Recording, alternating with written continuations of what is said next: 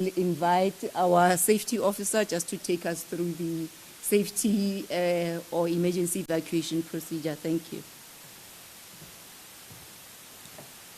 Good afternoon, colleagues. Welcome in Franklin Auditorium. My name is Emmanuel.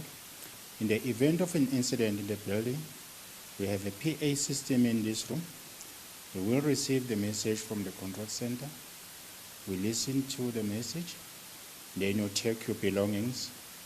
However, before you leave the room, please help people with disability if they are in the room. Then you have 4 emergency exit doors. We have 2 doors on my left and then another 2 doors on my right. Please use the 2 doors on my left to go out and take the staircase down and go through the security checkpoint. On the garden outside there next to the pool, there is assembly point number 2. We can assemble there with our attendance register. If the 2 doors on my left is blocked, we can use the 2 doors on my right. It's a passage to go out. At the end of the passage is a glass door. Go through the glass door, take your right, take the same staircase down to assembly point number 2. If the staircase is blocked, then you go straight as you go into the building. By the retail stores, you will turn right, go through the security checkpoint there as well. Then in front of you, you'll see the car park. A car park next to the car park, there is assembly point number 1. We can also use that assembly point during the emergency. Should you need to report any safety hazards or any emergency from this auditorium, from your cell phone, you dial 011 800 6666 or 011 800 4441. Should the fire starting from this room, on the passage on my right here, there's 2 fire extinguishers. We can use that fire extinguisher to extinguish the fire. Only those who trained to fight the fire can help us with that part. On those 2 nearest assembly points, we wait until our safety officers come and address us if the building is safe. Then we'll come back to the same room and continue with the business of the day. And thank you. Thank you.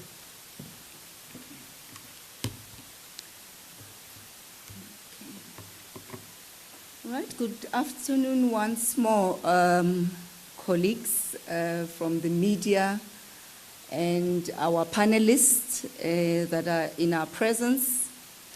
Today, we are having a media briefing as Eskom to take you through the state of the system. And in there, we also would like to share with you the summer outlook, which you have been eagerly waiting for. My name is Daphne Mukwena. I'm the Eskom spokesperson, and today I'll be the event moderator.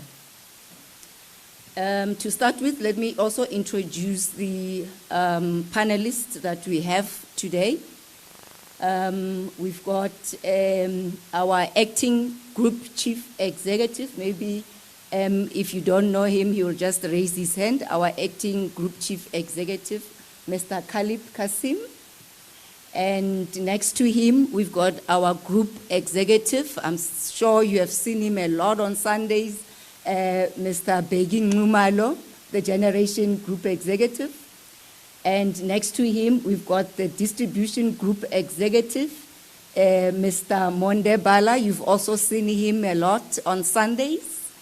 And lastly, we've got the Transmission Group Executive, Mr. Sekgomotsho Skippers. You've also seen him during our Sunday briefings as well. Now, ladies and gentlemen, today we called this media briefing, as I said, that to take you through the state of the system and the outlook of our summer season.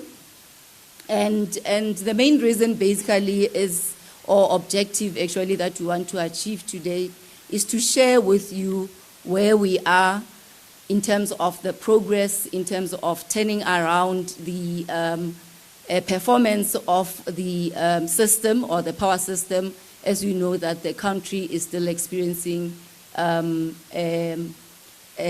shedding, and it's impacting the country and its economy negatively. And hopefully at the end of this session, because you will be given an opportunity to ask questions, and I hope it will be challenging questions as we all trying to ensure that our path towards ending load shedding, we do actually communicate to yourselves and update you on where we are in terms of the progress on our turnaround plans. So just on the program that we have today, if I can have the program on the screen, please. So we'll start with the overview and the presentation. We have a presentation that we'll be sharing with yourselves, where the panelists will be sharing that presentation with you. And we'll have a Q&A where you will be obviously asking questions of clarity or any other question that you have prepared for us for today. And then we'll have the concluding or the closure of the media briefing. And we also have scheduled a 10 minutes interviews with the panelists. I think we did receive some requests from some of the media houses in terms of that. So without further ado, let me welcome Mr. Caleb Kasim, our acting group chief executive, to give us the electricity system overview.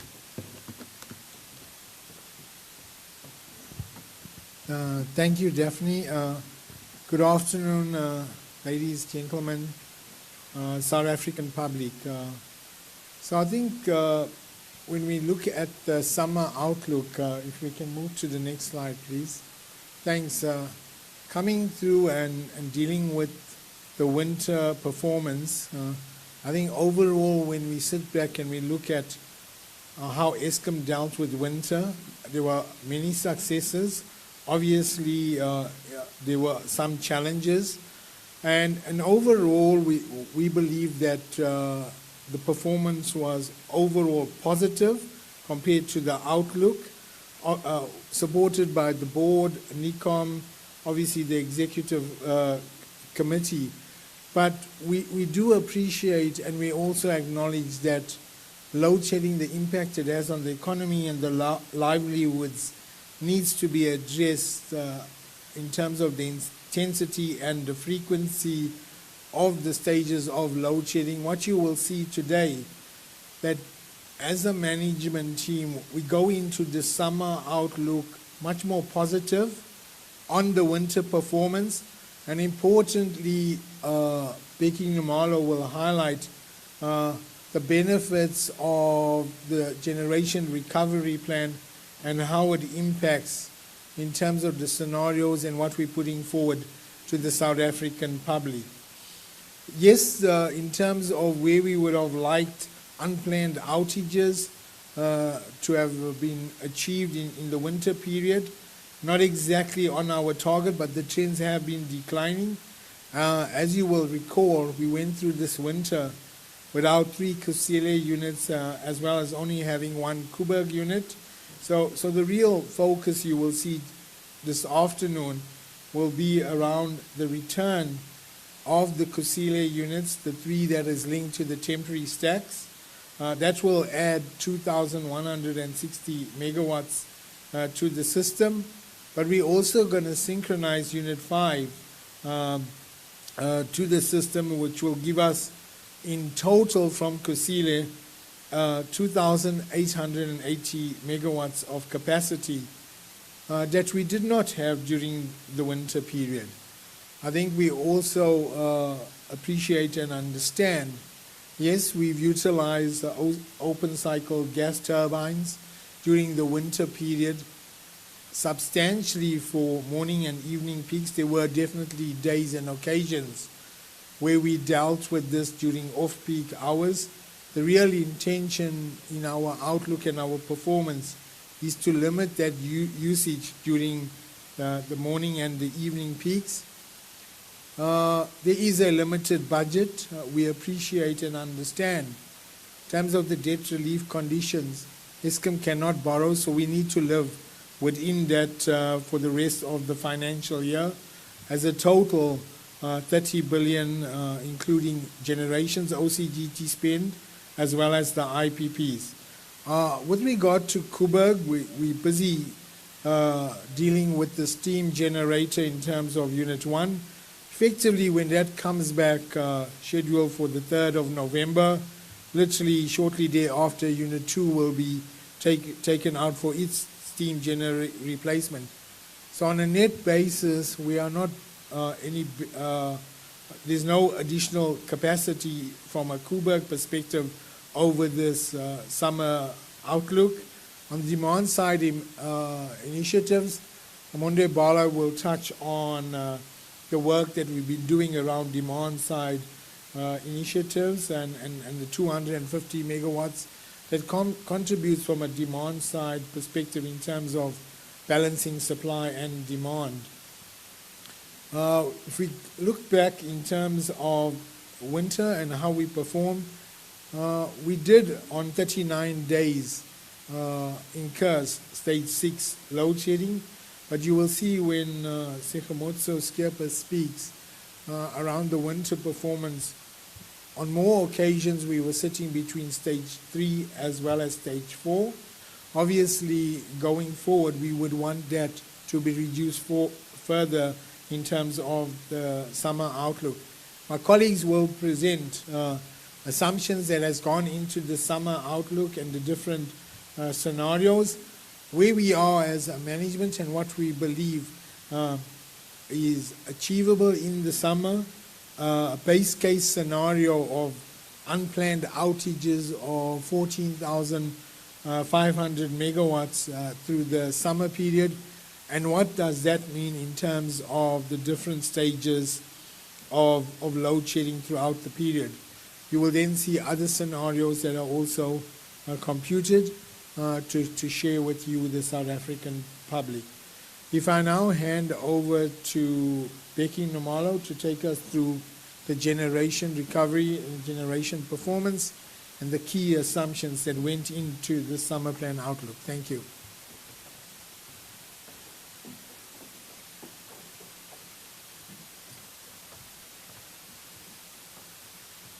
Thank you, Caleb. Good afternoon, colleagues and members of the media. I think the good news for me is that together with the Minister of Electricity, we've been updating the media on the state of the system almost every week. So I will just be building from that. It's something that has been onto the media platform for quite some time. I think you will recall this statement that we have had as well during when we were addressing the winter outlook. So it still stays the same, 65%. That is a month-to-date target, end of March, end of this financial year. That's what we are still driving for this financial year. And then on average, around 60% for the year-to-date, and then 70% in financial year 25. So that strategy is what has been approved by the board, and that's what we are still committed to do.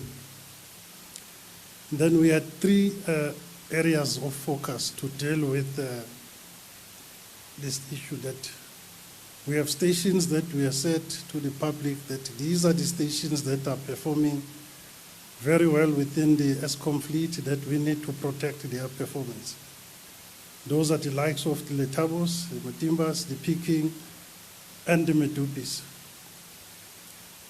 I think the Medupi story, the members of the media and the public will recall that when we started with Medupi, it was one of the plants that was not doing very well. And I did indicate as well in May when we were here that Medupi has actually turned the corner.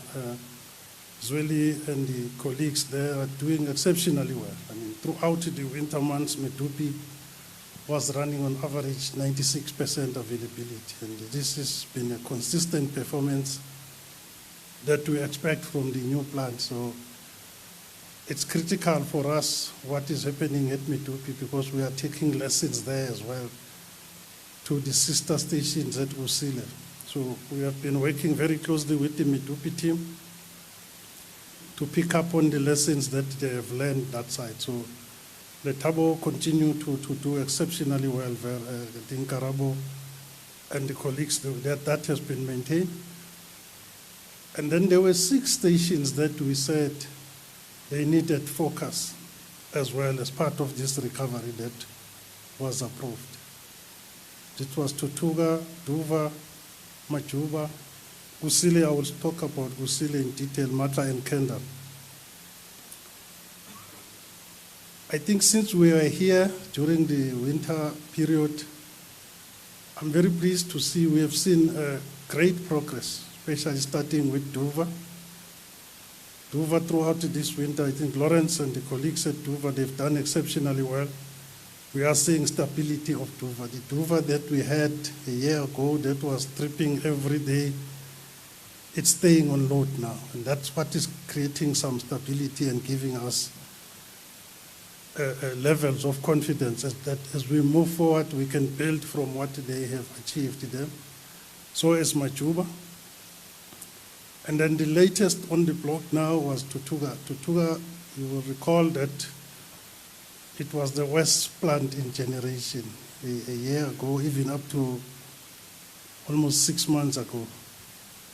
So we have indicated in May when we met here that we have introduced new leadership there under the leadership of Bruce.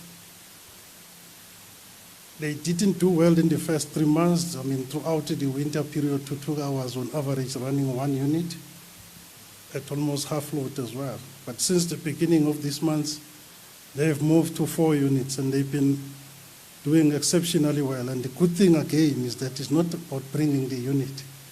So when the unit comes on load, it stays on load. So that for me is a great plus of what the team have achieved there.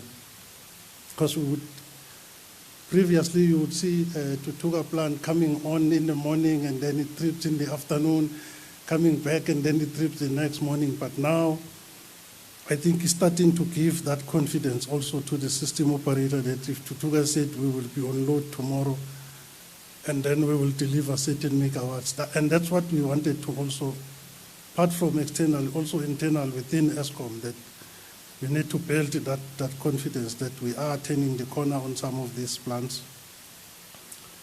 Okay, Kendal is one plant that we are still focusing on. We are assisting the team there to deal with some of the challenges that they are having there. Kusile, I will talk about Kusile. I think we all know the story of Kusile. But the good thing at Kusile as well is that the unit that was on load, which is Unit 4, has been doing very well as well, delivering consistent power. And that's what has helped us as well to go through this winter without the major impact that was anticipated, because we still didn't have the other 3 Kusile and Kubek units on load. I think the Kubek story, Caleb spoke about it. I think what I want to share regarding Kubek is that we have now completed the replacement of all the steam generators at Kubek. A lot of lessons for us that we are taking forward to the next unit together with the contractor that is working on that. So we've got approval from the regulator over the past weekend to start to reload the core at Kubek. So we are now starting with the commissioning of the plant after we have done with the maintenance. So the plan is still to have this unit back by the 3rd of November after following all the tests that need to be done there. So at least now we can put behind us the issue of the steam generator replacement. So Kubek is going to be a straight swap. When this one comes in, Unit 2 will come off by the 7th of November to also undergo the similar experience. But we are hopeful that the lessons that we have learned from these previous outages. So we have had an engagement with the main contractor executive between myself and Caleb about 2 weeks ago. where they've also taken us through the lessons learned together with the Quebec team. So we are quite positive that it's not going to be as bad as this one. This outage was very bad for Quebec. It has also hurt us in terms of our aspirations to recover the EAF, because by this time we were anticipating that the Quebec unit would have been running. And I think also the issue of mobilization, Caleb spoke about the NICOM support. So they've been with us now. They started to understand some of the issues that we have asked them to assist with. So hopefully we will start seeing an increase resources coming from that space. So the Kusile units on this middle column there is what is now, I've said that we have recovered at Tutuga. We plan to have them at about 1,500 megawatts by the end of this year. So it's quite pleasing to see that they have managed now to get to about 1,600 already as we speak now. So we are looking at those incremental megawatts from them as part of this journey to recovery. So Kusile Unit 1, 2, and 3, we have been working on the temporary stacks. The media was with us with the Minister of Electricity about 3 weeks ago on site, where we have indicated to the public that we are almost done by that time with the temporary stacks, and we were ready to bring the first unit, which is Unit 3, back online by the 14th of October. I'm quite pleased that the team, our contractor partner there and our project team, they've done exceptionally well there. In June, we said the first unit was going to come in towards the end of November, and then with the last on the 24th of December. So I'm quite pleased to say that we are ready to start the first unit now at Kusile. All the contracting work is completed. We're just waiting for the authorizations now to come through in terms of the appeal that was received by both the minister and the district department. Yesterday, during the briefing, I did indicate that we just received the feedback from the Minister of Environmental Affairs and Forestry. So then it goes to the district, because the licensing of the plant is get issued by the local and district municipalities. So they are finalizing that process. So I'm quite hopeful that at least by tomorrow or so that we should get those feedback from the district and local municipalities that we can start bringing, because it's critical. I think the Minister of Electricity was saying Kusile is so critical in our recovery. So the team is ready now, but obviously we can't put any fires in until we get this authorization from the authorities, and they are working very hard to give us that, because they also understand the impact of this plant. So the first unit, we're still planning to come in very, depending on when we get these authorizations, then we will start. I'm sure early in the month we should have this unit. It's been standing for quite some time, so there's a lot of commissioning and some teething issues that we might experience, but at least we now know that we are there with the first unit. There's still work that is being done on the other 2 units. So, but we're also confident that the second unit will be on as well by next month, because that's what we need to boost our EAF. And also, as these Kusile units are coming in, we are also now in the maintenance season. So we need them also to balance the system as they are coming through. Kusile Unit 5, the unit that was damaged as well last year with the air heater, so the workers completed that. We did indicate when the minister was briefing the nation as well that we needed to swap this unit to prioritize the commercial units on top of this one. But while we are waiting for the authorization, the project team is continuing to commissioning the Unit 5 at Kusile, so the team is not waiting there. So we will use all the opportunities, but when there is competition between this unit and the first three will take precedence or preference in terms of that commissioning of them. So we are still planning to bring that Unit 5 by December, because we needed to swap it around with these commercial units. On the long-term focus, Medupi Unit 4, that is the unit that was damaged almost 2 years ago now. We are working now to bring that unit, still committed for the next year in July, to bring it back into, and then also Unit 5 then around the same time will become commercial. I've spoken to Unit 2 at Quebec. We can move on to the next slide. So with this Kusile, and also coming from where we were in May with an average of almost 18,000 megawatts to where we are in September, around 15, 16,000. So there has been that 2,000 drawback over the period as well. And then if you factor that throughout this period, we had this 2,100 from the 3 units at Kusile as part of that average. Now, as we are starting to bring them in, we have factored that to say, look, going forward, we are looking at the average of about 14,000 and a half. Obviously, internally, we will drive to be below that, but we know that as we are entering summer now, there's other difficulties that come through into the system. One of them, I was talking to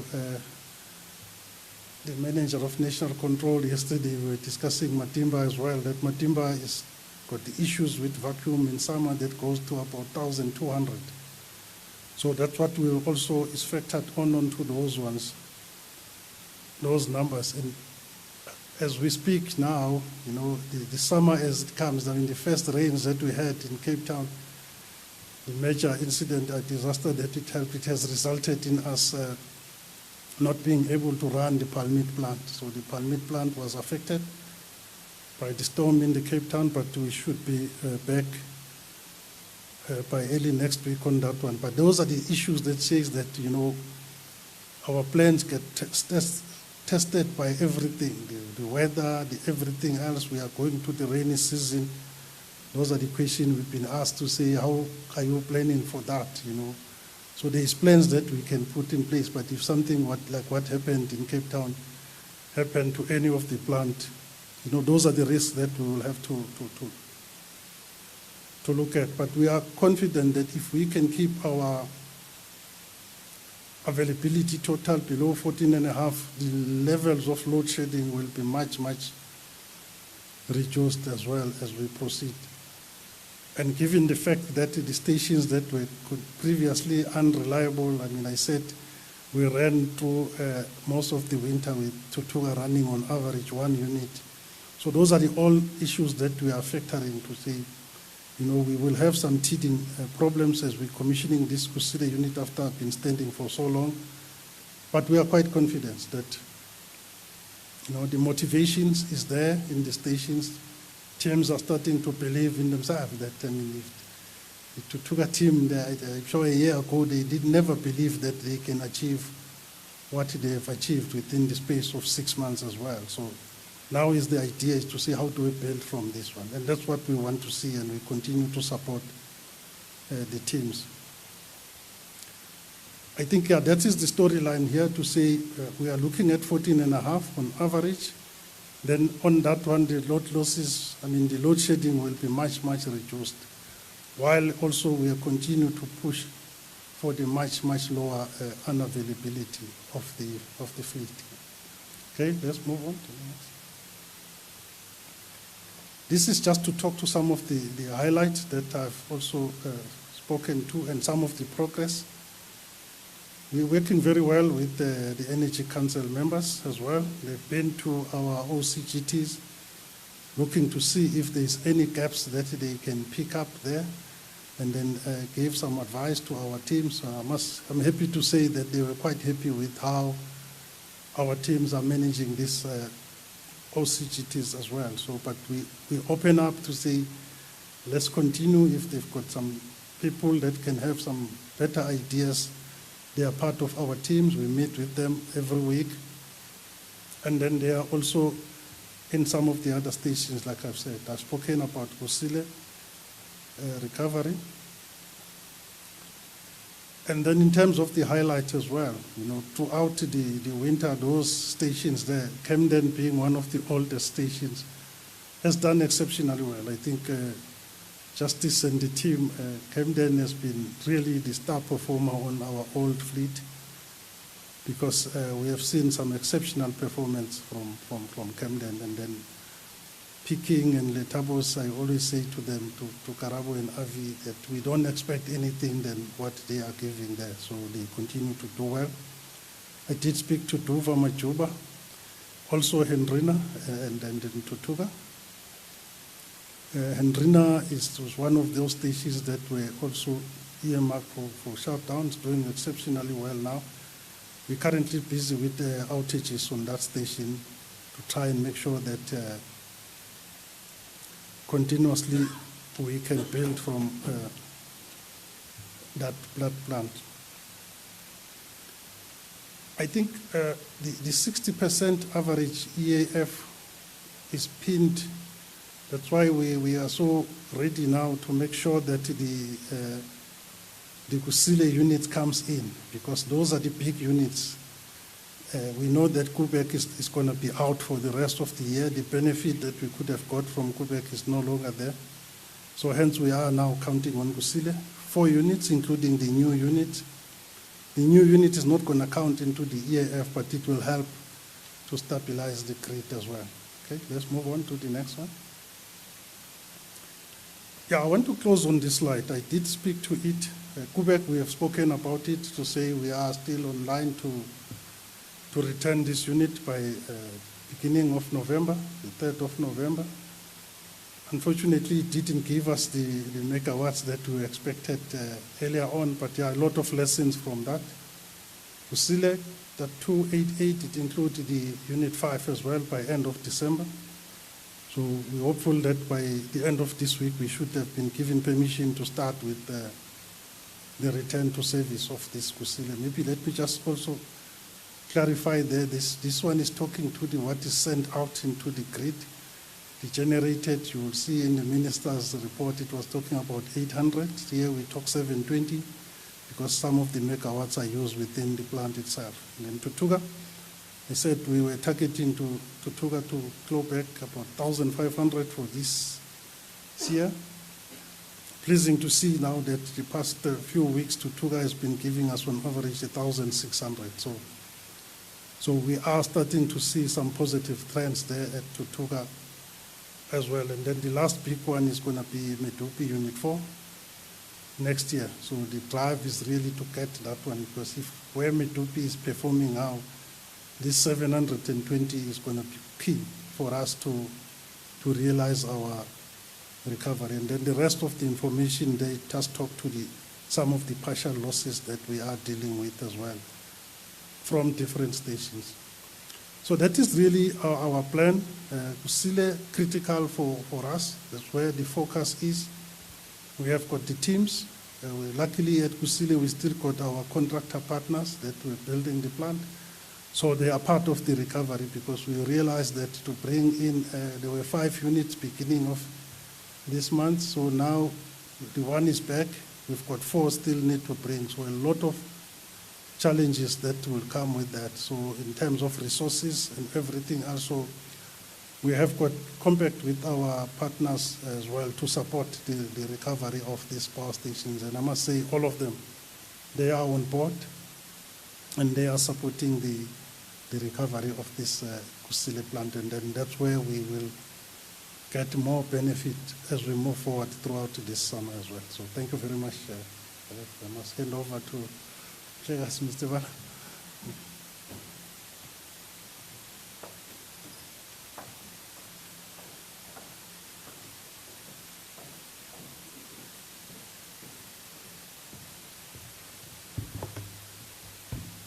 Thank you, Zwide. Good afternoon, colleagues and colleagues from the media. If we can just move on, Coming from the supply side, I think Peggy has outlined the plans that are being undertaken. So we on the demand side, we also need to do a bit in terms of managing the demand. So over and above the current base that we have of demand side interventions that we have rolled out over the years, of about 4.5 gigawatts. In the year 2023-2024, we're targeting an additional 250 megawatts that we want to build as part of the base. So there are 6 initiatives that we are looking at in achieving this 250 megawatts. So from load shifting, load clipping, we're looking at 60 megawatts. On the residential load management, we're looking at an additional 30 megawatts. On energy efficiency programs, we're looking at 50 megawatts, and on the demand response, 50, and on the residential mass rollout, in terms of energy efficiency, we're looking at 60 megawatts. So in total, that gives us the 250 megawatts. So in terms of progress to date, we are in the process of finalizing the system operator in terms of having an incentivized demand management program, which we had launched in April 2023.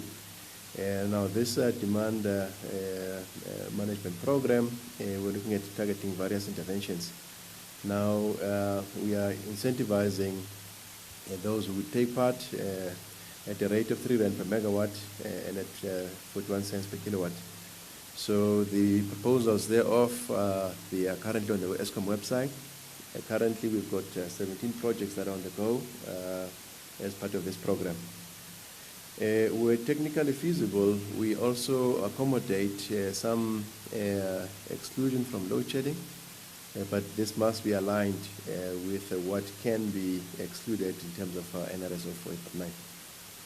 In addition to that, we are rolling out our fleet of smart meters. What we're seeking to exploit as an opportunity is the ability of what smart meters present to us, and this is our ability to remotely manage demand. So what we had done, we had initiated a pilot project in Fourways, whereby we had engaged with the residents of Fourways in lieu of load shedding stages 1 to 4. We then, at the behest of the system operator, we then give a signal to the people in Fourways to reduce their consumption. We then reduce their meters from being 60 amps to 10 amps, which is what the smart meter capability is putting on our hands. So now again, you may ask, what can be done with 10 amps? Quite a lot. With 10 amps, you can actually manage to keep some of your lights going. You can keep your TV going. Your Wi-Fi keeps on, and more importantly, on the streets, the traffic lights are working, so it helps us to manage the traffic congestion. Over and above that, we are intensifying our educational and behavioral change programs. We are rolling out to the Eskom energy efficiency programs and power LEDs, specifically to try and influence behavior change. With the schools, we are running a schools program with the Energy Ambassador program. Again, it's just to ensure that we inculcate the culture of saving on energy. And lastly, we'd like to thank our customers for the positive response that we have seen. Now, part of what we've noted is that, yes, I think when we presented the winter outlook, there was horror stories of stages 8 and whatever. But we've never really got into those stages. But thankfully, in part, over and above what we've done on the supply side, the demand side part has also contributed. If we move to the next slide, I think over and above these interventions on the demand side. Next slide, please. We are intensifying the normalization and of the existing small-scale embedded generators. We are incentivizing customers to have their own installations. Now, with these installations, it allows customers to export some of the excess energy. And with that, currently we have the net billing framework, which is we've got as an approved product. Over and above that, we've got the banking as a product whereby you bank the energy that you would have exported onto the grid. We have successfully deployed our first microgrid in the Northern Cape. And now this unit has allowed us to connect a community that has been that is far flung from the existing infrastructure. So this gives us quite a number of opportunities, specifically in dealing with some of the issues around load shedding. On the wheeling side, we've got the traditional wheeling arrangement, but we've also have introduced piloted a new product called virtual wheeling, as it was publicized in the media in the last couple of weeks. We have been working with Vodacom on this particular project, and we have successfully concluded that pilot. And with that, it also allows us then to go on a large rollout. Now, how this virtual wheeling works is that let's take the example of Vodacom. They've got sparsely populated installations across the country. So what we do, we just basically aggregate all the consumption into sort of one aggregated point, and then on the basis of that, then we can then do the billing that talks to that. Over and above that, with the wheeling, we're also facilitating some of the bilateral arrangements whereby there's bilateral power purchase agreements that get signed between two parties. We then provide the network to facilitate that wheeling. So that wheeling framework has been concluded, so that it's available.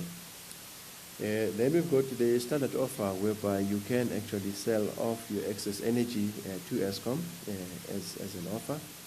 And then lastly, we have got the community cooperatives whereby we are trying to deal with the issues of electricity theft and energy losses, because we believe that that is part of the significant problem when it comes to how we manage what is available on the supply side and how we manage the demand side.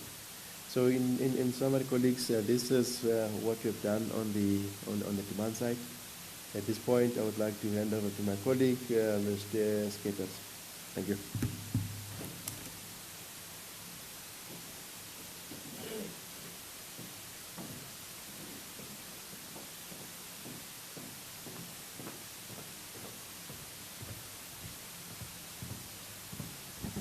Thank you, Mr. Bala. Good afternoon, ladies and gentlemen.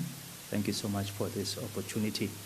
What I'm going to share is a brief review of the winter performance against what we had as various scenarios, and then we'll talk about the outlook for this summer of 2023. As indicated on the graph before you, during winter 2023, which is a period beginning April up to the end of August, we spent 43 hours of the time having the unplanned losses lower than the 18,000 megawatts. That was the worst case scenario. But you will see graphically that there are periods when we did exceed that, but that is far less than the rest of the time that was basically spent within the envelope. We had a threshold of 15,000 megawatts. And you will note that there are a few occasions when we dropped even below that, but that is fairly rare. In the majority of the time, we're between the 15,000 and perhaps 17,500. On average, if you look at that period, during the evening peaks, we were having 16,420 compared to around 16,550 in the previous winter. So the graph indicate to you as well that there has been volatility in the breakdowns, which is really one of the areas that we, from a system operator point of view, have to be able to deal with. So the intent of the outlook as we do it in the different scenarios is really to help strengthen the resilience of our plans, to allow us to be able to react in the event that we have higher levels of unplanned outages, as you can understand. So this is not intended to be a prediction or a projection. It's really scenarios to test what would happen if we find ourselves in a particular space. The other point that you will note from the graph is that we don't stay constant, so there's no straight line here. The system is dynamic, and hence our plans have to be robust so that we can respond quickly should the need arise. Let's go to the next slide, please. So if you look then at the past winter, what this graph is illustrating is the number of load shedding days that we experienced and the levels of load shedding in each month. And you will note that we had 55 days at stage 3 and 42 days at stage 4, and regrettably we also had 39 days at stage 6. But you will also recall that when we did the scenarios, we had said if we exceed the 18,000, the chances are we would actually go into stage 7 or 8. And I think based on the performance that we've achieved, we didn't get into those higher levels, which I think we must commend the generation team for their efforts. If we move then to the next slide, please, now looking at summer, what we are reflecting here is the outlook for the performance in the previous summer, and you will note that we actually had very high levels of outages, but you will see that in the tail end that tended to drop down somewhat. So for purposes of the summer 2023 outlook, we have put together the analysis looking at 14,500 up to 17,500, and to assess what would happen if we get into those spaces. And you will have noted in terms of the submission by Mr. Nxumalo that a lot of effort is going into retaining some of the units that are out, especially Kusile, and that is something that, and the projections are that we should be landing between 14 and 15,000 megawatts if those plans deliver as we would like them to. Let's move on to the next slide, please. So if you look at the analysis then, looking at the 3, which is looking at 14,500, 16,000, and then 17,500, what we are reflecting here is the levels of load shedding that we would expect. So you will note under the 14,500 scenario, we would have fewer days of load shedding, nothing more than 20 days in any one month, and the lower stages of load shedding ranging between stage 3 and 4. But as I've indicated, the system is dynamic, so the chances are you will move in and out of different ranges or scenarios. If we were to be in the 16,000 megawatt scenarios, we would have up to stage 6 load shedding, but the majority of the time we would probably experience stage 5. And obviously, if you are higher at 17,500, you would hit up to stage 7 load shedding. And the important thing to also note is that the numbers that we reflect here are based on mathematical modeling. They are not a projection or a prediction. It's really saying, if you follow the trend, these are the things that potentially could happen, and this is where you would find yourself. And the intention being to help us put the necessary plans in place to respond, whether it's to have sufficient diesel generation, other demand-side measures to help us balance the system and reduce the impact of load shedding over the period. So that is what we have to share on the outlook for summer. I'll hand over to Mr. Kasim to wrap up. Thank you.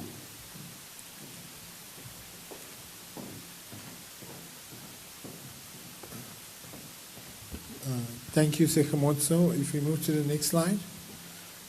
So I think firstly to the public, Eskom does apologize for the inconvenience to the economy, the livelihoods, and the impact it's having on everyone in the country and the impact on GDP, etc.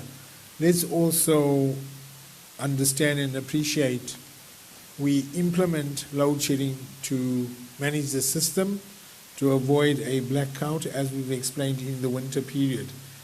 Just to reiterate why we're confident on the 14,500 megawatts in terms of a base case, we believe as the Eskom management and more importantly, the generation people that are running the power stations, why it's a credible base case. Like Sekhamotsa and the team has presented, in winter, the average UCLF was around 16,500. This outlook for summer is saying 14,500. And why are we saying that? Because the fundamental point is that you are bringing back over 2,000 megawatts of Kusile, the 3 units plus Unit 5. That is why we are confident with the 14,500. And my colleagues can confirm, in doing this outlook of these scenarios, we on the Kusile side had the assumptions of the units returning from the temporary stacks coming online at the end of November and December.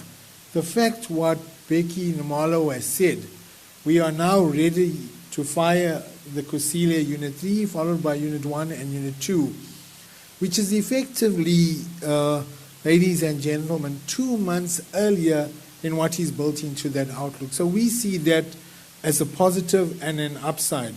That is a key and important factor to take into account. And let's also remember in that scenario on the slide, at 14,500, it does mean over the summer period, 116 days of load shedding out of 213. On the positive side, when I looked at the 17,500 scenario, September had stage 7 load shedding. We're really sitting at the 27th of September. We're convinced that we will get through September. Then on that worst case scenario in terms of that outlook was stage 6. From a management perspective, yes, we've got our base case, but we are making every effort to even reduce below the 14,500. If I recall, on the 23rd of September, it was the first time in a number of months that the generation unplanned outages dropped below 12,500. Why is that important? It demonstrates now that one, Eskom and the power stations can achieve that lower than 14,500, and that is the challenge that we have given to Becky and his team, as well as everyone that is working in generation. Let's also not underestimate the support that we have from transmission, the system operator, and Monde in terms of demand side management, communication, and power alert. Dealing with the impact on the system is not a generation issue. It's an Eskom issue, and we need to work as one united organization to address this. Yes, we have the support of government. The key to all of this is for the staff in Eskom to start believing that we are in control of this and we can reduce the stages of load shedding going forward. We've seen the positive implications that have come through the winter period. We are convinced and committed to that base case, but we're looking to improve on it as quick as possible, but doing it in a way that is safe for our staff and most importantly, safe in terms of the system operator and managing the integrity of the transmission grid. Colleagues, thank you for the opportunity. Daphne, let me hand back to you. Cheers.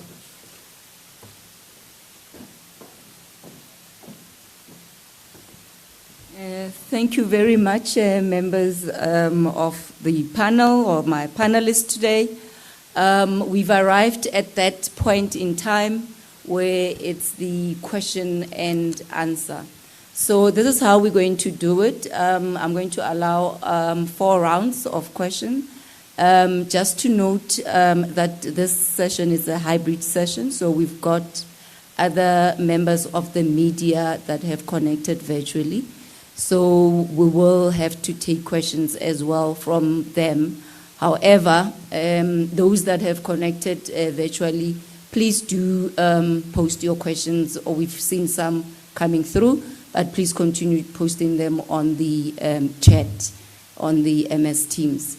I will start with obviously 5 questions in the room, and then take 5 virtually, and then we will then go for get the panelists to answer the questions that they've asked.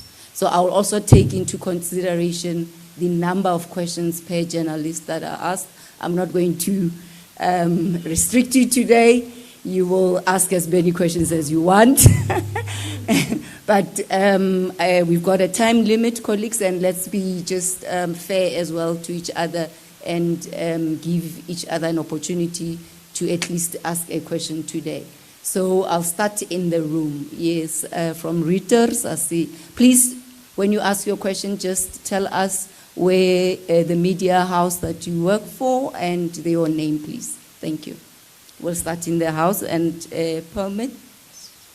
Yes.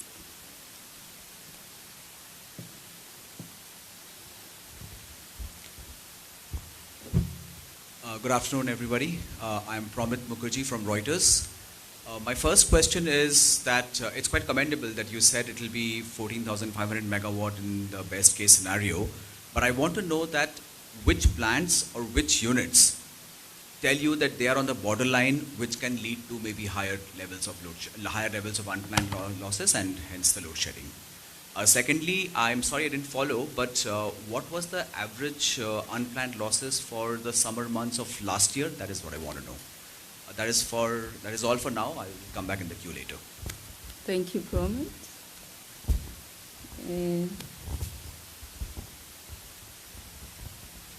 There's another question Yeah, here. I'm here. It's Diabo Sito from SABC TV News. I just need just to understand the energy availability factor, Mr. Nguman. What are we currently sitting on as at 20?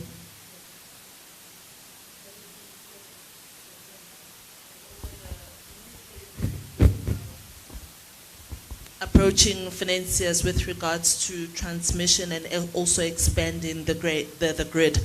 In a typical scenario, once, let's say you get those financiers on board and you get the participation from the private sector, how many megawatts of power from renewable energy typically are we expecting to be able to accommodate in the grid, and how will that make things better for South African households and businesses? Thank you. Heidi and, oh, all right. The mic is already gone. Sorry. Yes, you can continue. Yes, please. Okay, so my name is Naledi Ngobo, and I am from the SABC. So my question also relating to just what Diabo had asked in terms of the financing of the grid. We understand that the transmission financing could be in the region of around 200 billion. What would be the anticipated interest payments on that? And who are the financiers who have showed somewhat of an interest currently? My other question is regarding the planned maintenance. What is the amount of planned maintenance that you foresee for the summer period that you will be undertaking? And just finally, in terms of bringing back Kusile, some of the Kusile units, you did mention that there are some environmental authorization and obligations that you might need waived in order to bring back some of those units on stream. In the case that you don't secure that authorization, does that mean that we can expect more load shedding? And can we are you saying that we don't expect stage 6 at all for the summer period, if you can confirm that? Thank you, Heidi. And Ntokozo, I think, will be the last person, and then we'll take the virtual questions. Thank you.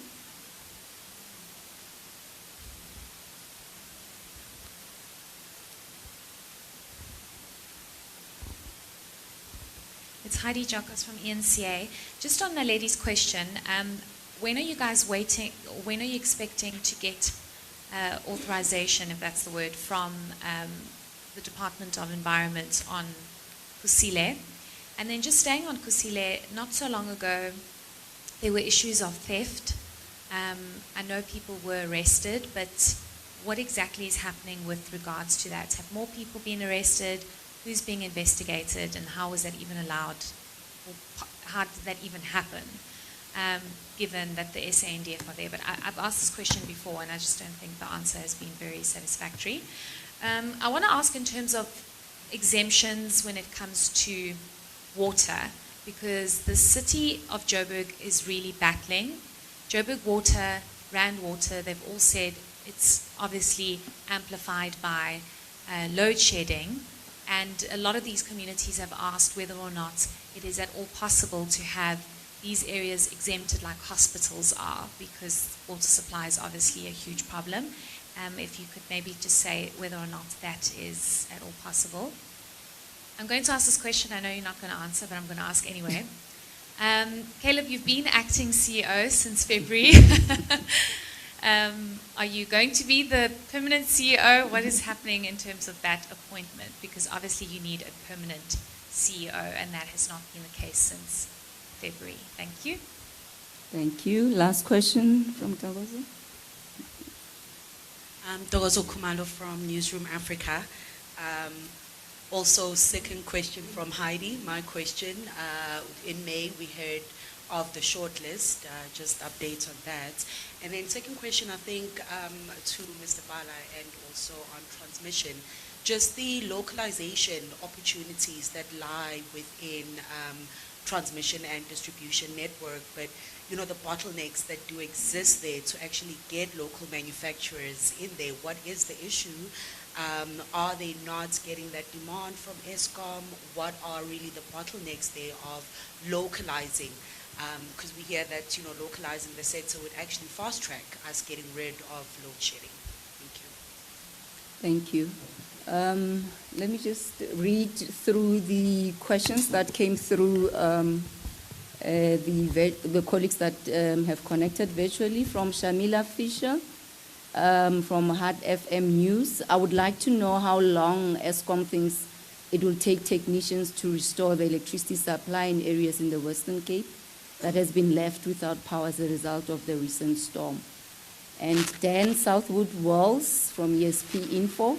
There's a significant delta in the planned risk level published between the week 34 and week 35 to week 38 system status reports.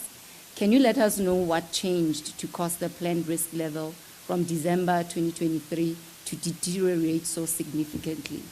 From Carol Patton, News 24. Can you please give us an update on the annual financial statements? Will they be tabled in Parliament by the 30th September, or is an extension required? Has management been given a timeline on the replacement of the CEO, and what are the plans of Mr. Kasim, whose contract comes to an end soon? Kanyisile Ngobo, Times Live. If all goes well with the return of units at Kusile by year end, what stages of load shedding can South Africans expect? And lastly, from Lamiz Omarji, News 24, how many community co-ops be compatible with Eskom's revenue model? Thank you. Over to the panelists. Caleb? Thanks, Daphne. Let me answer the questions that relate to the CEO and my contract. I think that's maybe the easier one. I think the first thing, obviously, there's a board process. The board is dealing with the appointment of the CEO. As you're aware, I have not applied in terms of the process of the CEO. I think the CFO role has still a lot of work that needs to be done and completed. And yes, I am in discussions with the board. And then in terms of the CEO and the timing, I guess the board will inform the public. On the CFO, we will have those discussions, and if it makes sense for me to look to extend my contract, I would consider it. But the discussions are ongoing. So I think that is the easy one from my side. Let me hand over to my colleagues to deal with the technical questions. Thanks. Thank you, Caleb. Thanks to those questions. Let me start with the first one for which units might result into higher stages of load shedding. I think it's difficult to say that because unless there are specific units that we know they've got a risk. But if I use the example of what just happened this week with Palmate, if I talked to you last week this time, I wouldn't have known that there would be such a disaster in Cape Town that will render Palmate inoperable. So without, not because the plant itself had issues. So that is the situation that we have, that unless we have major event or serious things happening on the same day or same week, like we have multiple boiler leaks in multiple stations like it happened in first week in July. So those are the typical things that might also tilt us. And then the last year summer plan, I think my colleague also did have it on his presentation there. I will allow him to talk to that. In terms of the current EAF, we're currently sitting at about 55. Like I've indicated as well, that the impact there is because of also the Quebec that is running longer, and although we have seen that Quebec should have been back, but because of the longer period, we are still very low. Hence, we are driving so hard to return the Kusile unit. Because of their size, they've got a bigger impact on the EAF as well. So we are hoping that it will give us a better outlook once we are done with that. The plan for summer, we are planning on average about 10.5 in terms of the percentage for plan starting now, and then obviously in December, because the demands go down, we also try to maximize on that, and we are ramping up our plans to deal with that. And then also from Naledi, you were asking a question about the authorizations at Kusile. I did indicate that we have received, because remember the appeals, we have got authorizations to run with temporary stacks at Kusile. Then there was an appeal that came through both the minister and the district. So the minister has given us her decision yesterday on the appeal, but obviously the district still need to give it to us. We are hoping that if it doesn't come through, they were still going through their own processes yesterday and today, so I'm hoping that by tomorrow, latest Friday, we should get that type of decision from their side, and then we can start the unit.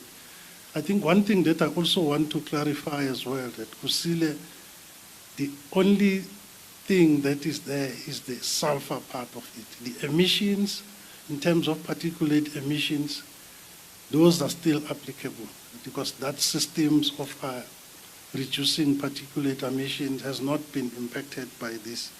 So it's only the sulfur that we are not able to remove from coal. And then there were some health plans that we have been asked to deal with. So I'm quite hopeful that the district will give us and the local municipality the authorization to start the machines. Like I said, it's between, if we can get it today, then the team is ready. We will start with the commissioning of the boilers tonight as well.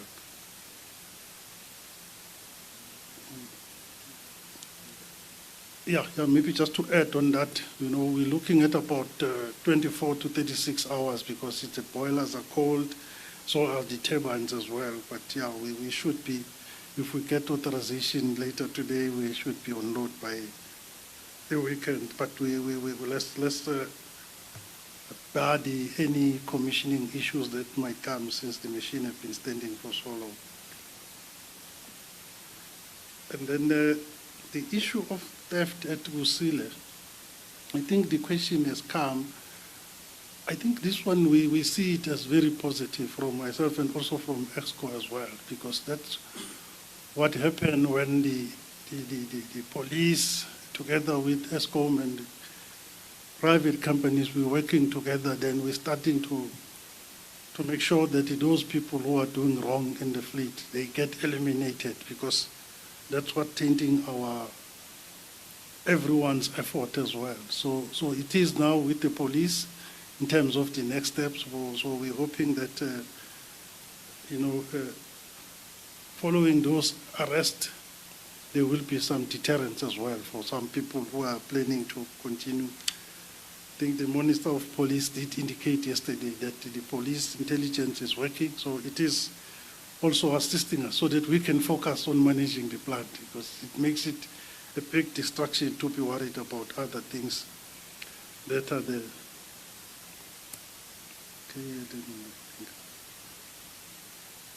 I did speak about Kusile in terms of what it will do to load shedding. I think the 4 units that are still outstanding at Kusile will definitely assist us when they come back.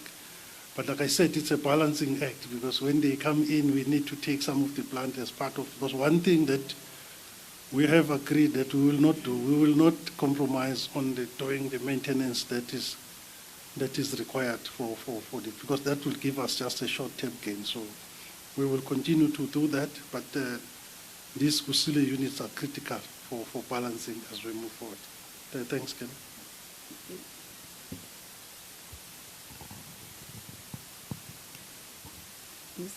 Lead expansion and... All right. Yes. No, thank you very much.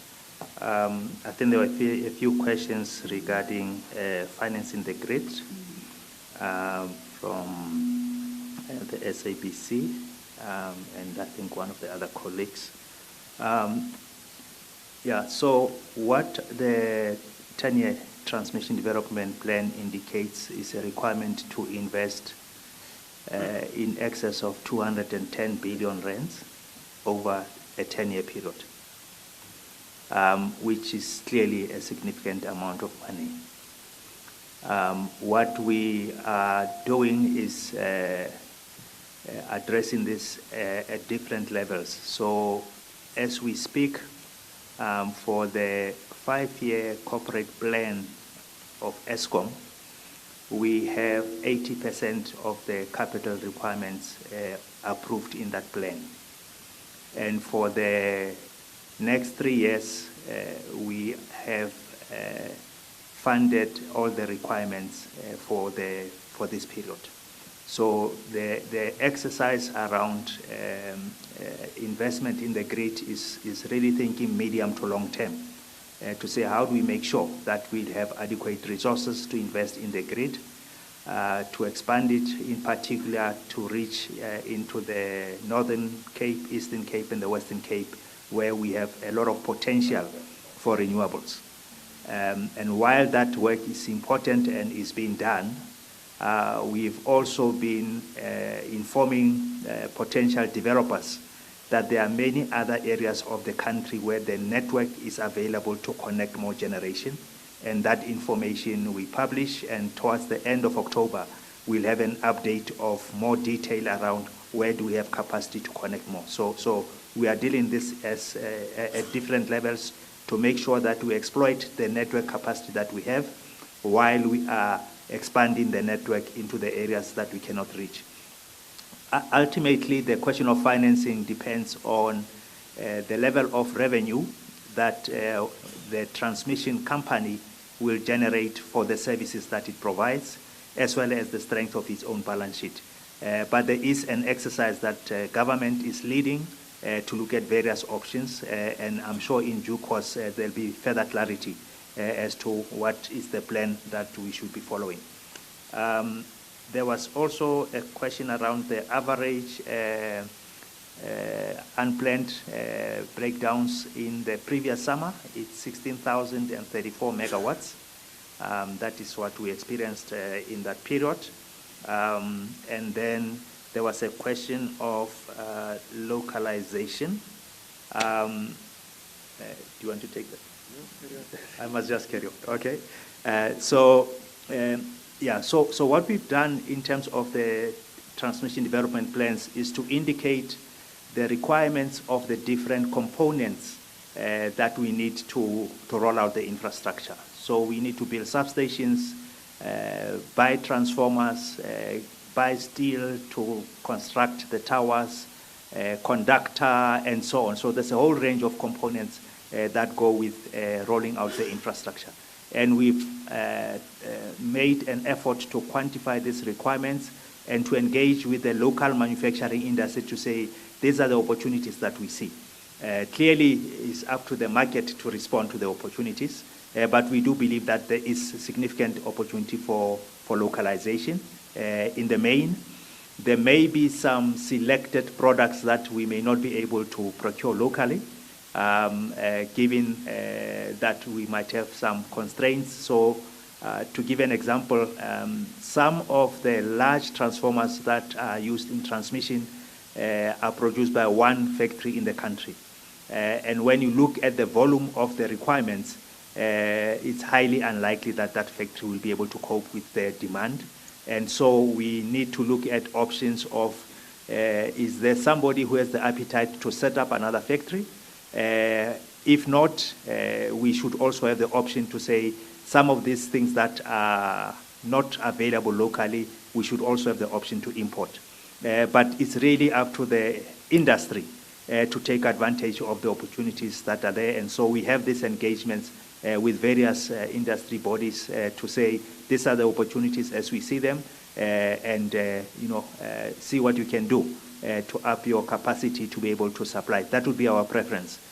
Clearly, there is a link back to the financing issue, because when you invest in a manufacturing factory or facility, you would like to have long-term pipeline of work to do, not just a once-off. And so we are needing to address the two at the same time to ensure that from the transmission perspective, we can give confidence that we will roll out the projects, we will procure what the market can offer, and that has to be on the back of we are clear around the financial strength and sustainability of that entity. And that we trust will also just give the suppliers confidence to up their own capacity to produce. Thank you. Thanks, the skippers. So step away. Okay. Okay, let's try again. Okay, I hope that works now. Just following up on the question of localization, Mamdou. So in the distribution space, a lot of the work that we do, a lot of the work that we undertake is mainly, we utilize mainly local suppliers, being it service providers, being it product suppliers. So in the main, it's local suppliers. Yes, there's some items that are imported, but in the main, it's all local. We use local contractors to build our lines. We use local suppliers to supply our commodities. So in the main, it's local suppliers. We intend to keep up with that arrangement, but we do take note that in terms of the scale, similar to what transmission has to do on the distribution side, there's quite a significant amount of infrastructure that we need to put in place. So yes, we will it still needs to be seen for us whether we can have adequate local suppliers to cope with the accelerated infrastructure rollout that we need to undertake. Heidi, just on the issue of the water points and the challenge with the water situation, maybe let me start off by saying the situation in Gauteng and the water, it's quite painful. I think even some of us are victims of that. So I think it's the impact is not lost to us. So and for that and for our part, we also want to apologize. So when the issues started last year in the main with Rand Water, we worked with Rand Water to address the key infrastructure that was problematic at the time. Those would have been dealt with, and for some time the situation had normalized. Now, unfortunately, a couple of weeks ago there was some severe weather situation that affected one of the substations, which then created the situation that we have. Yes, we, on a case-by-case basis, make an assessment on each of the points that people would apply for exemption. Now, we sit with the challenge that a lot of these points are within municipal boundaries, and it's municipalities that must give those exemptions as licensed distributors. But in areas where we supply, we make a consideration and we make a judgment on whether or not it can be excluded. Unfortunately, a lot of the points are smaller points that are not listed as part of the critical infrastructure in the existing NRS 048.9. But it's something that we need to work on and see if we can address that particular issue. On Shamila's question regarding the situation in the Western Cape, the Eskom team has been working quite hard in the trying conditions, and once more, I think, the people in the Western Cape, they're going through hardships, and we are with them in those hardships. But our teams are there, working with the City of Cape Town to restore supply where it has been affected. I can confirm that a significant part of the areas has been restored. Yes, because in these situations we have to wait for some of the areas to be accessible, because during storms access then becomes an issue. So we have to wait until the storm clears, the water runs off, and then you can make the place accessible before you can start with the repairs. But yeah, the team is working hard, and hopefully we can get the supply restored to the rest of the areas that are affected. Thank you. Let me deal with Carol Payton's question on the financials. We are still busy finalizing our audit, so we won't make the September tabling to Parliament. We're aiming to finalize it effectively now in the month of October to get those financials out and then submit to Parliament, also to comply with JSE listing requirements. Effectively, we are dealing with some issues around 1 or 2 transactions, and then finalizing the PFMA audit. Maybe if I also add to Kanisile's question, if all goes well with Kusile, what does it mean? And the stages of load shedding. In fact, that will then take us back to our base case of 14,500, which then shows a maximum of stage 4 load shedding in terms of the outlook. And maybe linked to, I think it's Naledi's question, does it mean we are saying there will be no stage 6? No, we're not saying that. If the unplanned outages increases to the outer scenarios of 17,500, then you would utilize stage 6 to protect the integrity of the grid. So I wanted to add that. I think there was another question about renewables and the benefit it will bring to the system. Yeah, I think 2 points there. Yes, more megawatts are required, but we also appreciate the load factor on renewables is, depending on the technology, whether it's wind or PV, between 25 and 35%. And then also with PV during the day, you would get the benefit, not in the evening, and then wind depends on when that is then produced. But we do welcome renewables to relieve the pressure on Eskom, but it's not a straight match, megawatt for megawatt. It's about the load factor and the energy that is produced. I think those were the questions. Maybe, I don't know, Monde, you want to deal with the co-ops question, and then, I don't know, Sekhamotso, Dan Southwood Wells question.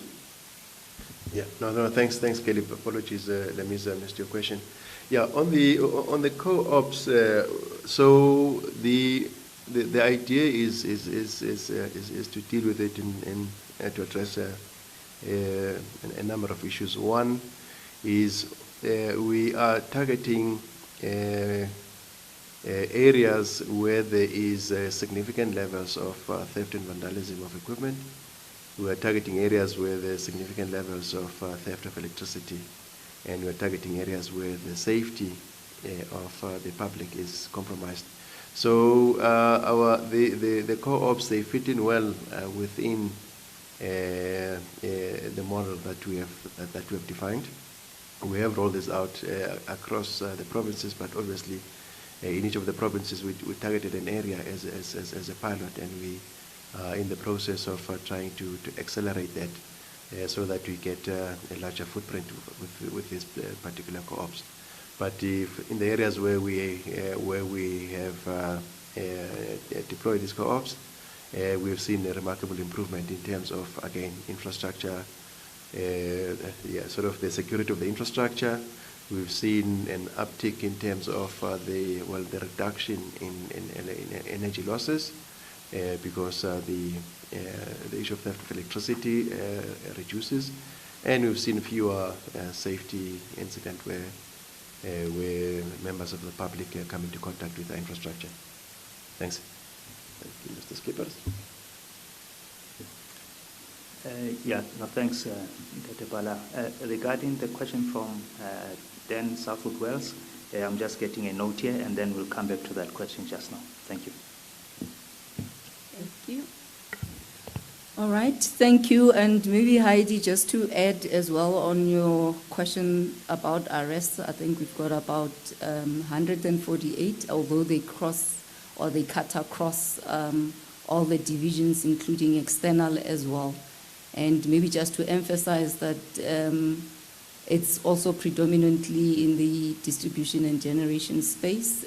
However, we do also appreciate the fact that we've got a lot of Escomites that are committed to do the right thing in ensuring that we really end load shedding. Although as Eskom, we do work with law enforcement to ensure that those that are doing wrong do account for the wrong that they're doing or the crime that they are, pursuing within the business. Okay, we can then take the second round of questions. Okay, Mr. Promet. Where are the mics, colleagues?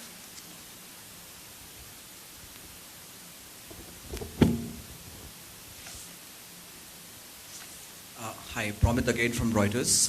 Thank you for the answers earlier. Wanted to ask you that under the first ready, first served grid allocation rules, have you already started allocating grid to the companies who wanted it? And if yes, who are they and how much? Secondly, a lot of companies are actually sitting on grid under the earlier regime, under the earlier rule. Have you started taking back the grid from them? If yes, how much have you taken back? How much is still stuck? And thirdly, under the bid window 5, a lot of companies have not really completed or achieved financial closure, and they're still sitting with a lot of grid, and that can also free up a lot of capacity for other renewable plants. Are you also taking back those grids? By when? That's it. Thank you. Thank you. All right, it looks like that's the only question that we have in the House. Can we then go to the questions on the MS Teams? We've got Catherine Rees, ESP Info. A media request, please. Can Eskom commit to publishing peak system stats and planned and unplanned outages stats daily in the future, please? It would be a great step to make this data publicly and reliably available every day. Thank you. We'll do so. Thank you, Catherine. Terence Creamer, Engineering News. What level of planned maintenance is projected for the summer months? The second question is, what has been the OCGT spend, output, and average capacity factor year to date? And what's the summer outlook for the OCGTs? Denine Erasmus from Business Day. Please, can Eskom provide an update on the current total outstanding municipal debt? Siphelele Dlula from Business Report. When is Eskom expecting to get the National Transmission Company operational, since it's received all 3 licenses from NERSA? Terence Creamer from Engineering News. Could you offer an update on the Quebec LTO licensing process? Have the Unit 1 and 2 licenses been separated? Could you provide the best case and worst case scenarios for Quebec operation in 2024? And Mandisa Nyati, Mail and Guardian, could you offer an update on the distribution company as part of the unbundling? When is Eskom planning to launch the company? I think we can take more if there is on the virtual side, colleagues. Okay. We've got Terence Creamer, Engineering News. Please, could you explain the seeming misalignment between Eskom's published 52-week outlook, especially in its week 36 status report, and the indications today of an improved prognosis for load shedding? I think that question was also asked earlier on. So, thanks. Over to you, panelists. Do you want to deal with comments first? Yeah, let us deal with first with the question from Promet. On the first ready, first serve, the interim grid capacity allocation rules. So we had undertaken, now that the rules had been finalized as of the 27th of July, that we'll go now through a process of evaluating each of the applications and each of the people that have been assigned grid capacity. We are in the process of doing that. It's a progressive process. We are in communication with the people who had grid capacity allocated to them, and we're making an assessment on each. Unfortunately, we are not at liberty to disclose the names of those entities, but safe to say that that process is well underway. They are being notified. Yeah, I think that the process, because it is a legal process, because some of them would have made certain payments to Eskom, either for the cost estimate letter or for the budget quotes. So that process will sort of we're working through that process. That would apply to the P25 as well. I mean, the same answer. So yeah, I think safe to say that it is our intention to ensure that the people that are not in a position to connect into the grid, that we then take that capacity and we reallocate it. So maybe Caleb, let me also deal. There was a question about when is the distribution and the distribution unbundling. So yeah. So in terms of the distribution, in terms of the Eskom roadmap, there was always an understanding that the transmission entity would be first to be established. We're there now, so the next would be then the distribution. So in as far as the process is concerned, as it was publicized a couple of weeks ago, we have received the PFMA2 application from the minister. We are now taking the next steps in terms of merger agreements. And also, we had also taken the view that we will wait for the transmission licenses to be finalized. They have now been finalized. So we are now in the process of finalizing our applications for the distribution licenses. So that should be, we're in the process of concluding that part. Then some of those steps are outside of Eskom's control, but safe to say that everything that is within the Eskom control, we are trying to expedite as quickly as possible. So as far as the timelines are concerned, I think the minister has made pronouncements on the timelines, and we are seeing our best we can align to those timelines. But more importantly, what assistance do we require to ensure that we align with those timelines? Thank you. Thanks, Mondia. Okay, let me deal with the questions from Terence. In terms of the plant, I did indicate that we are looking at about 10.5% of the plan average. So during summer, that will go up to 7,000 megawatts around December months as well. So, and then also the spend on the OCGTs. If I use the end of last month, it was about 10.6 versus a budget of 10.5. But as of yesterday, we were sitting at about 11.9 billion. That is only on the Eskom OCGTs, without including the private, and then the energy produced there was about 1,954 gigawatts as well from the OCGTs. And then the second question from Terence was with regard to Quebec LTO. I did indicate that we have now finally completed with the replacement of all steam generators. And then last weekend, we also got NNR authorization to load the reactor.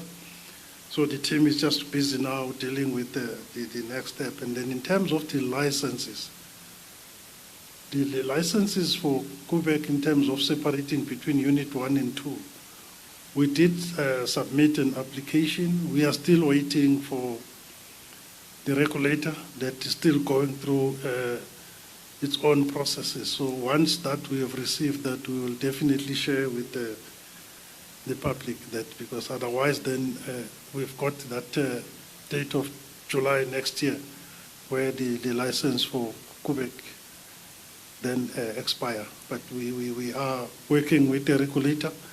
They've asked for additional information, which we have submitted. So we will allow them to follow through their processes. And then once the decision is made, we will then communicate with the public. Thank you. Just on the Munich debt, the latest figure that we were sitting with was 65 billion of area debt by the municipalities. Thank you. All right, thank you. There was a question earlier from Dan, Southwood Wales, around the change in the planned risk level between week 34 and 35 to 38. I think what we need to also share is that in terms of the grid code, the system operator is required to publish a 52-week ahead outlook on the system. And when you do that, you have to take the latest performance information and factor that into that outlook. So it is not static. What we are presenting here in the scenarios is essentially a snapshot, but clearly as you move forward, the picture will have to change depending on the performance that we observe. And of course, we would like to be seeing an improvement, and that will then manifest in the analysis. And then specifically regarding the week 35 to 38, this was really the change from summer, from winter to summer, and hence a change in those thresholds that we report on. Then there was a question from Spelele around the National Transmission Company as to when will it start operating. So the NTCSA has applied for 3 licenses, a trading license, import-export, as well as a transmission system license, which is really focused on the network assets. The 3 licenses have been approved. The transmission license was the first to be approved and is the most advanced to be finalized. Because while the decision has been made, it is necessary to spell out the terms and conditions that the regulator requires compliance with. And so for the transmission license, that's probably sitting at 95-98% readiness. But we have not received the physical license. It is still being processed.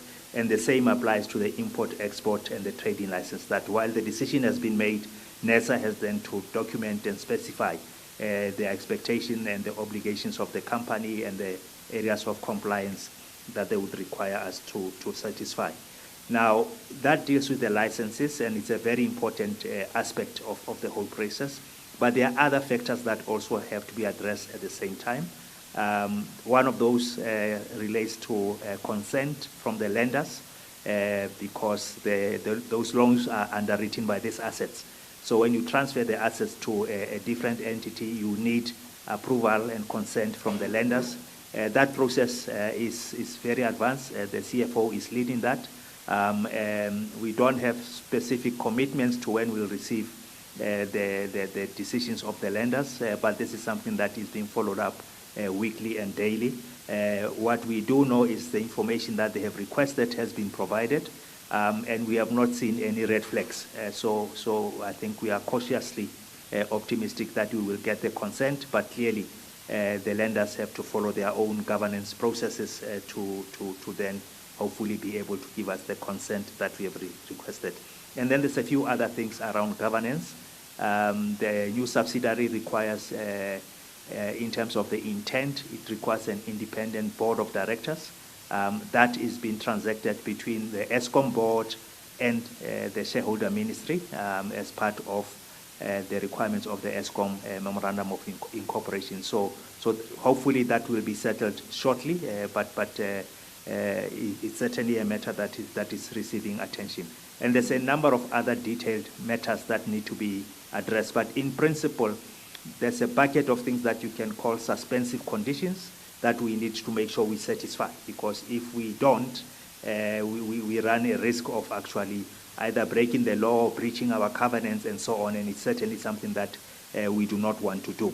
And when those have been achieved, we'll then move into the transactional side of transferring the assets, the liability, the people, and so on. And there's also a matter that's needing to be concluded regarding the labor engagements, because one of the agreements was to say, as we are doing the labor engagements, we also need to demonstrate that the new company is properly licensed. So while the decisions have been made in affirmative, we do need to receive those licenses to then be able to close out that part of the transaction. So there's a few things that are being pursued in parallel as part of the suspensive conditions, and once those are achieved, we'll then have a more clearer timeline to commit, because as you can hear from what I'm saying, a lot of these things are not within Eskom's control, but we are working closely with their respective authorities and stakeholders to make sure that we can achieve the consents required, the licenses, and so on. Thank you very much.